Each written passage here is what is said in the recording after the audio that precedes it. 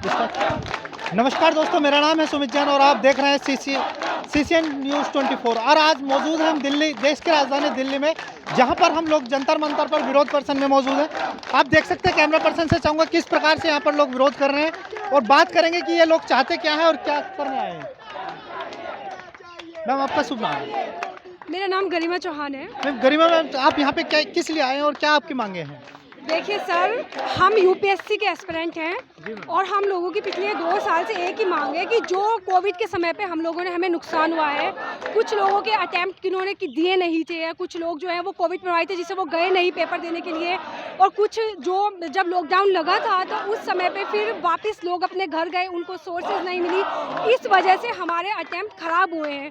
तो हमारी गवर्नमेंट से मांग है कि जो लोग एज बार्ड हो गए हैं या जिनके अटैम्प्ट पूरे हो गए हैं, तो हमको कोविड कंपेंसेट के तौर पर हमको एक एक्स्ट्रा अटेम्प्ट दिया जाए, हमें एज रिलैक्सेशन दिया जाए। कहाँ से आए हुए हैं मैम? मैम सर, मैं देहरादून से आई हूँ। देहरादून से आए हैं आप? जी सर। कब आए थे आप? मैं यहाँ पे आज ही सुबह पहुँची हूँ और मैं जब तक हमें अटेम्प्ट नहीं मिलेगा हम जाने वाले नहीं है, चाहे कुछ भी हो जाए। मजबूत इरादा लेकर आए हैं? बिल्कुल मजबूत इरादा लेके आए हैं हम। मतलब कब से हम मोदी जी से प्रार्थना कर रहे हैं, हमारी सुन लीजिए। जितेंद्र सिंह जी हमारी सुन के नहीं दे रहे हैं। और सबसे बड़ी बात देखिए, सुप्रीम कोर्ट हमारे फेवर में है और DSRC की रिपोर्ट आई है। अगर आप, हम एक लोकतंत्र में हम रह रहे हैं, अगर आप पार्लियामेंट्री कमेटी की अगर आप रिपोर्ट पे कंसीडर नहीं कर रहे हैं तो फिर कैसा लोकतंत्र हुआ ये हमारा?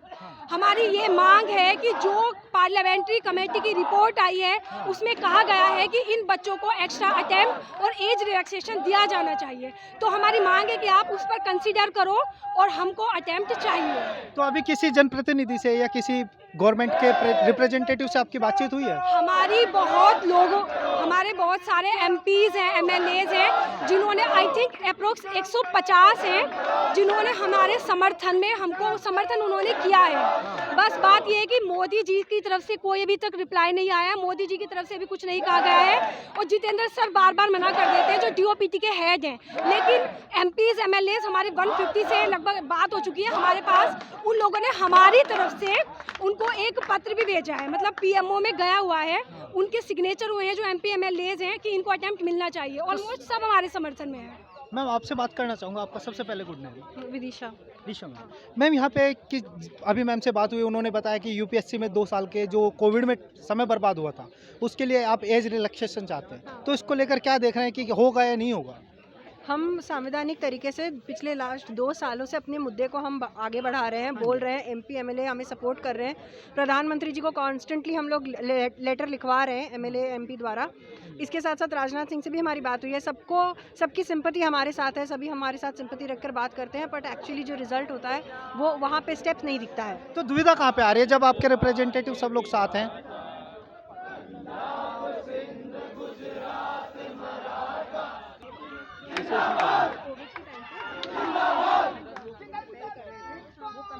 इधर आ जाए।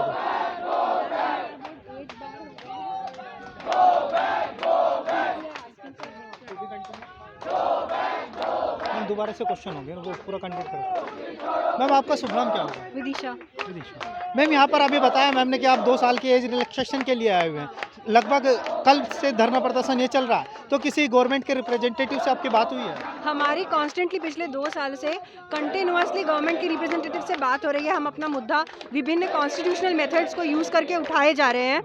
MLA MP द्वारा हमने प्रधानमंत्री को चिट्ठियाँ लिखवाई हैं, बराबर लिखवाई हैं। हमारी एग्जीक्यूटिव मीटिंग्स हुई हैं राजनाथ सिंह के साथ में और जितेंद्र सिंह के साथ में। जितेंद्र सिंह का तो खैर छोड़ दीजिए, वो तो एकदम ही छात्रों के खिलाफ है, वो उनको कोई सिंपैथी नहीं है। लेकिन बाकी जितने भी MLA MP है, राजनाथ सिंह भी है, उन्होंने सबने हमें सिंपैथी दी है। हमें कहा है कि हमारा मुद्दा जेन्युइन है, जो कि जेन्युइन है भी। आर्मी को रिसेंटली 2 दिन उन्होंने वायलेंस किया और उस तीसरे दिन उनको अटेम्प्ट और सब एज रिलैक्सेशन मिल गया। आर्मी ऐसी एक फील्ड है जहाँ पे कुछ भी रियायत नहीं देती है कभी भी सरकार, फिर भी वायलेंस करने की वजह से उन लोगों को तुरंत ही मिल गया है रिलैक्सेशन। हम लोग कॉन्स्टिट्यूशनल मेथड यूज़ कर रहे हैं लास्ट 2 ईयर से और हमें कोई कंसिडर ही नहीं कर रही है गवर्नमेंट। आपने अभी सुना जिस प्रकार से मैम ने बताया कि 2 साल से लगातार अपनी समस्याओं को लेकर के यहाँ पर संघर्ष कर रहे हैं, लेकिन अभी भी सत्ता में बैठे हुक्मरान इनको सुन नहीं पाए हैं। हम कुछ और लोग मौजूद हैं, इनसे बातचीत करेंगे। मैम, आपका नाम क्या होगा? विनीता। विनीता मैम, अभी मैम ने बताया कि लगभग 2 साल से आप लगातार यहाँ पर मेहनत कर रहे हैं और संघर्ष कर रहे हैं, तो कोई रिजल्ट आया निकल कर? उम्मीद है कि अब आएगा कि नहीं आएगा? सर हमने करीब 150 लेटर्स लिखे हैं पार्लियामेंटेरियन को और उन सब ने हमें दिलासा दिया है कि हम दिलवा देंगे। हमारा इशू जो है वो पार्लियामेंट में उठ चुका है। पार्लियामेंट की कमेटी ने भी हमें बोला है कि ये एक लीनियंट व्यू सुप्रीम कोर्ट ने बोला है कि लीनियंट व्यू रखते हुए इन्हें देना चाहिए अटेम्प्ट, और पार्लियामेंट्री कमेटी ने भी बोला है कि इनको अटेम्प्ट मिलना चाहिए। लेकिन फिर भी डीओपीटी मिनिस्टर जितेंद्र सिंह पता नहीं क्यों ऐसा रवैया रख रहे हैं कि वो ना हमारी बात सुन रहे हैं और ना हमें अटेम्प्ट दे रहे हैं। अगर उन्हें लगता है कि हमारा कॉज बिल्कुल जेन्युइन है तो उन्हें हमें अटेम्प्ट देना चाहिए। तो मैम जिस प्रकार से आपने कहा कि जेन्युइन है, सुप्रीम कोर्ट ने भी आदेश दिया है, फिर दिक्कत कहाँ पे आ रही है? सर दिक्कत बस एक जिद वाली बात है कि वो पता नहीं क्या उन्होंने अपने दिल में ही ठान रखा है कि वो दे नहीं रहे, या एक रश हो सकता है कि हमारे पास रश कम है। वैसे हमारे ग्रुप में 3000 से ज़्यादा लोग हैं जो अटेम्प्ट चाहते हैं, बट ग्राउंड पे हो सकता है कि कोई उनकी पर्सनल कंडीशन है जिसकी वजह से वो नहीं आ पाते, और बस यही मुझे लगता है कि एक दिक्कत है तो कि वो अभी नहीं हो। सरकार के किसी जनप्रतिनिधि ने या किसी रिप्रेजेंटेटिव ने कोई बात रखी है कि क्या समस्या है? 150 पार्लियामेंटेरियन के लेटर्स हैं हमारे पास, मोर देन 150 आप कह सकते हैं, जो आपके फेवर में है? यस सर, जो हमारे फेवर में है। कुछ और लोग मौजूद हैं, उनसे बात करेंगे। सर क्या नाम होगा आपका? शशांक। शशांक भाई, अभी हमने बात की है लोगों से, वो बता रहे हैं कि लगभग 2 साल से आप संघर्ष कर रहे हैं, तो अब क्या उम्मीद बची है या फिर सरफरोशी की तमन्ना अब हमारे दिल में बिल्कुल पहुंच चुका है मुकाम पर मामला? नहीं सर, उम्मीद बची हुई है। उम्मीद का जो पैगाम है वो हमारी पार्लियामेंट खुद लेके आई है। हमारी डीएसआर किसी की रिकमेंडेशन है, हमारी कमेटी खुद बोल रही है कि ये जेन्युइन केस है, इनकी डिमांड पूरी होना चाहिए। तो इस पे जो गवर्नमेंट को एक बार विचार करना चाहिए, इसको खुले दिल से जो हमारी डिमांड है उसको सुननी चाहिए। और ये कब तक चलेगा कि हम लोग वोट बैंक के हिसाब से पॉलिसी बनाएंगे? कब तक इस चीज़ को चेंज कीजिए, सिंपैथी भी बनाइए भाई। ये आप ही के स्टूडेंट है, ये आप ही के देश के विद्यार्थी हैं, इनका जेन्युइन कंसर्न है। हम लोग कोविड में हर कोई आप देखिए किस तरीके से गुजरा है, खुद पॉजिटिव हो जा रहे हैं, पेरेंट्स पॉजिटिव हो जा रहे हैं, पेरेंट्स एक्सपायर कर जाते हैं। उस स्थिति में आप कहते हैं जाइए एग्ज़ाम दिख के आइए और जाके आप एग्ज़ाम को पास कीजिए, तो ये अन्याय है। एक बीमारी होना, एक इंडिविजुअल की प्रॉब्लम होना अलग है, ये पूरे समाज का प्रॉब्लम है। और कोविड से हर कोई सफ़र किया है, तो बहुत सारे सेक्शन को गवर्नमेंट ने रिकॉग्नाइज़ किया है, उनको कंपनसेट किया है। सिर्फ हमारी जो कंपनसेटरी डिमांड है इसको सुनने को तैयार नहीं है। तो झुकेंगे सर, रोड पे ही रहेंगे, घर नहीं जाएंगे जब तक हमारी डिमांड पूरी नहीं होगी। मन बना के रहेंगे, बिल्कुल घर नहीं जाएंगे? बिल्कुल सर, देखिए किस तरह बारिश और ये सबसे हम नहीं डर रहे हैं। हमें सिर्फ अटेम्प्ट चाहिए सर, हमारी डिमांड पूरी हो जाए, और जब तक नहीं होगी हम हैं सड़क पे ही रहेंगे, सड़क से आए हैं और सड़क पे ही जाएंगे। और अगर गवर्नमेंट ये नहीं करती है उसके बाद अगला कदम क्या होगा? अगला यही होगा सर, सड़क पे ही रहेंगे। गुहार, हमें पूर्ण विश्वास है गवर्नमेंट सुनेगी, क्योंकि जेन्युइन डिमांड है। ये डिमांड ही ऐसी है कि गवर्नमेंट को सुनना पड़ेगा, झुकना पड़ेगा। हम पूरे देश को अवेयर करेंगे इस चीज़ से, अपने तो से, और घर नहीं जाएंगे सर जब तक। अभी मैं सुन रहा हूँ कि जिस प्रकार से जितेंद्र सिंह शर्म करो के नारे लग रहे हैं, ये जितेंद्र सिंह है कौन? सर जितेंद्र सिंह हमारे डीओपीटी के मिनिस्टर हैं। ये जो हमारा केस है ये उन्हीं के अंडर आता है। हम उनसे 2-3 बार मिल चुके हैं, उन्होंने हमें भगा दिया, बोला कि इस पर कुछ नहीं सुनेंगे। लेकिन हमारा कंसर्न इतना जेन्युइन है कि हमें विश्वास है कि हम झुका देंगे उनको। हम कुछ और लोगों से बात करेंगे। सर क्या नाम होगा आपका? छोड़ो, नाम क्या होगा आपका? साकेत कुमार नाम है मेरा। साकेत कुमार जी, आप संघर्ष कर रहे हैं? जी हाँ, 2 साल से हम लोग लगे 2 पड़े साल से लगे हुए हैं। हमने लोगों से बात की है हाँ। कि आप उम्मीद बची हुई है या नहीं? उम्मीद, हम अपनी हक, ये हमारे हक की लड़ाई है। उम्मीद जगेगी, नहीं है तो जगेगी, और हक की लड़ाई हम अपना अधिकार लेके रहेंगे। सरकार से उम्मीद बची है कि नहीं बची? जी बिल्कुल बची हुई है। सिर्फ जितेंद्र सिंह रोड़ा बने हुए हैं, बाकी सभी मिनिस्टर्स ने हमारी मांग को सपोर्ट किया है। सुप्रीम कोर्ट से बड़े हो गए क्या जितेंद्र सिंह इस बार? अपने आप को समझ रहे हैं, हमें तो यही लग रहा है। हम इतनी शांतिपूर्ण ढंग से कर रहे हैं। हम अगर दूसरे छात्रों की तरह चाहें तो बगल में मेट्रो है, चौक कर सकते हैं हम, लेकिन आज तक हम लोगों ने सिर्फ शांतिपूर्ण ढंग से कहा। लेकिन अगर सरकार हमारी मांग शांतिपूर्ण ढंग से नहीं समझती है तो हमें बड़े कदम उठाने पर मजबूर होना होगा। क्या कदम होंगे वो बड़े? ये तो आप सब जानते हैं कि जब छात्र सड़क पे उतरता है तो क्या होता है। लेकिन हम लोग सिर्फ शांतिपूर्ण ढंग से करना चाहते हैं। सरकार से विनम्र अनुरोध है कि हमारी मांग ले। आप यहाँ पर देख सकते हैं हमारी भीड़, हमारा क्राउड। हम लोग अब बाहर, हमारा गुस्सा बाहर आ रहा है। सरकार बार बार जितेंद्र सिंह रोकने की कोशिश कर रहे हैं। सुप्रीम कोर्ट बोल रही है दे दो, डीएसआरसी रिकमेंडेशन कह रहा है दे दो, हर कोई बोल रहा है दे दो। लेकिन जितेंद्र सिंह का घमंड जो है रावण की तरह हो गया है। लेकिन जितेंद्र सिंह ये भूल जाएं, रावण का भी घमंड वानरी सेना ने तोड़ा था और छात्रों को वानरी सेना कहा जाता है। हम उनका जो हमारे और उनके बीच का गर्भ की तरह समुद्र खड़ा है ना, हम उसको लांग करके छाती पर चढ़ जाएंगे। नहीं बोले सर, कहा जाता है यूपीएससी जो एस्पिरेंट्स होते हैं, जो कर डीएम एसडीएम बनते हैं, वो सरकार की जो पॉलिसी होती है उनके बीच में एक माध्यम बनने का काम करते हैं, लेकिन फिर आप लोगों के साथ ऐसा अन्याय क्यों? ये सिर्फ और सिर्फ जितेंद्र सिंह के उन्होंने अपने ईगो पे लिया हुआ है। वो छात्रों का हित करना ही नहीं चाहते हैं, और जो नेता छात्रों का हित नहीं करना चाहता है उसको उस कॉन्स्टिट्यूशनल पोस्ट पे नहीं बैठना चाहिए, उनको अपना त्यागपत्र देना चाहिए। इवन मेरा तो कहना है, हम सब का यही मानना है कि माननीय मोदी जी, ये अगर ये छात्र हित के नहीं नेता हैं, इनको जम्मू का मुख्यमंत्री हो क्या, इनको एक नॉर्मल मिनिस्टर बनने का भी अधिकार नहीं है, इनको हटा दिया जाए। हम कुछ लोगों से बात, सर क्या नाम होगा आपका?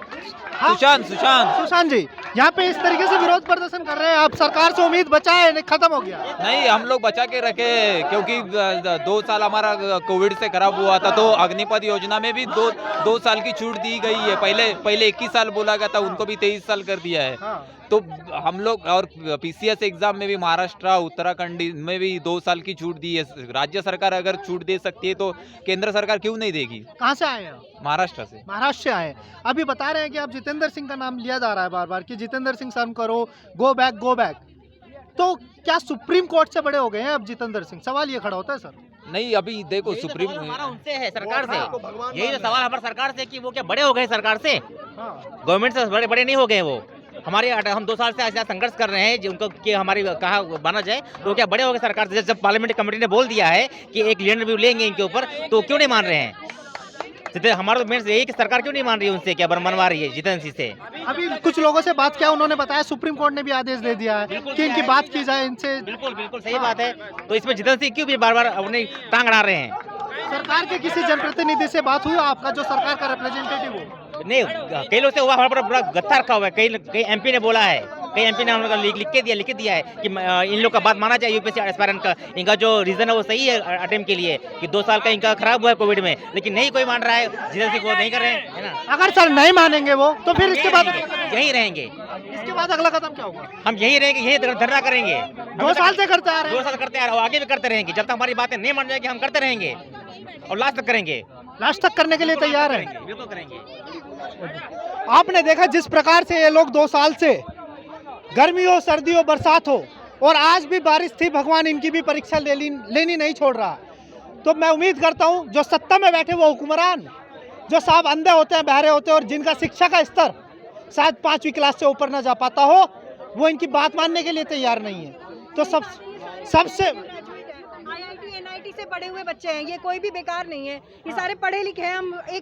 हम एकदम यूथ है, cream layer of the youth है, जो बहुत हम्बल बैकग्राउंड से निकल के आते हैं, अपनी मेहनत से पढ़ते हैं, IIT NIT से पढ़ते हैं, स्टेट यूनिवर्सिटी से पढ़ते हैं, और फिर उनकी ये हालत है कि उनको सड़क पे लेटना पड़ता है मैम। लेकिन अपना हक मांगने के लिए। हमने देखा है कि संविधान हमारा ये कहता है कि अगर एक IAS है और 5वीं क्लास का कोई मंत्री बन जाए तो सेकंडों में उसका ट्रांसफर करा देता है।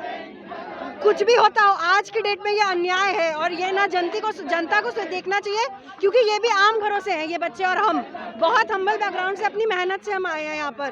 तो घर से मन बना के आए हैं कि इस बार न्याय लेकर ही जाएंगे? हाँ, क्योंकि हम सर, सही बात बोल रहे हैं। क्या नाम होगा सर? सर ये कोई बेजोर नाम क्या होगा सर? प्रशांत है सर। कहाँ से हैं सर? हम लोग कर्नाटक से आए हैं। कर्नाटक से आए हैं सर जी।